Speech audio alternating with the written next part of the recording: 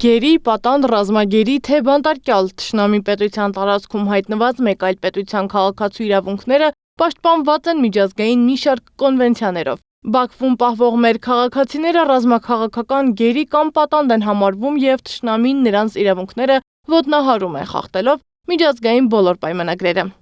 Ռազմագերու կարգավիճակը տալիս է մի շարք երաշխիքներ, այդ թվում նաև ռազմական գործողությունների ավարտին վերադառնալու իրավունք, այդ թվում նաև հավելյալ երաշխիքներ քրեադատավարական պատասխանատվության միջոցների հետ կապված, այդ թվում նաև ընդհանուր կանոն կա, այսպես կոչված ամբողջի հետաքրքրասիրությունից հեռու պահելով, դրա հետ կապված որոշակի երաշխիքներ, որոնք եթե կարգավիճակով դիտարկենք, ըստ էության խախտումներ առկա են։ Հայաստանի Հանրապետության մարդու իրավունքների առաջին պաշտպան Լարիսա Ալավերդյանն ասում է, բոլոր 30 տարիների ընթացքում առաջին անգամն է, երբ թշնամու կտանքների տակ գտնվող մեր հայրենակիցները, չնայած կրած տանջանքներին բարձր արժանապատվություն են ցուցաբերում ու բարձր են պահում Հայաստանի անունը։ Մեր քաղաքական, ռազմաքաղաքական ղեկավարության ներկայացուցիչները բոլորը անխտիր ենթարկվում են դաժան վերաբերմունքի եւ ոչ միայն ֆիզիկական, այլև հոգեբանական անընդմեջ կտանքների եւ այդպես էլ դա կոչվում է եւ դաժան վերաբերմունքի։ Օրբելյանը հիշեցնում է երկու թշնամի երկրների ղեկավարների կանանց երկխոսությունը, երբ խոսում էին հայ գերիների մասին ու առաջարկում նրանց փոխանակել ականապատ դաշտերի քարտեզների հետ։ Կա պատանդարության դեմ կոնվենցիա, կարճ անունը Convention Against Hostages կամ Hostage Taking, որի իմաստով արգելվում է պահել այլ պետության անձանց, պետությանը ինչ-որ գործողություն անել ստիպելու կամ ձեռնպահ մնալ ստիպելու համար։ Ադրբեջանի նպատակը մեր հայրենակիցներին պարզապես նսեմացնելն ու տանջելը չէ, ցանկանում են սևացնել ազատագրական պայքարն ու դատապարտել Հայաստանին։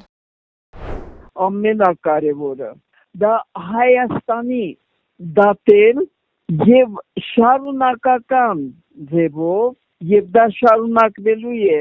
բավականին երկար ժամանակ Հայաստանը դարձնել մի երկիր, որը պետք է ամբողջովին ենթարկվի կամ ուղղակի Ադրբեջանին կամ թուրք-ադրբեջանական միասնությանը։ Ինչ կարգավիճակում էլ լինեն մեր հայրենակիցները, խնդիրներն առկա են ու ակներև։ Եթե սրա վրա ավելացնում ենք մեր համապատասխան հայցերը առ այն, որ Ադրբեջանն ռասիստական պետություն է, դա է մեր պնդումը, խախտել է ռասայական խտրականության բոլոր ձևերի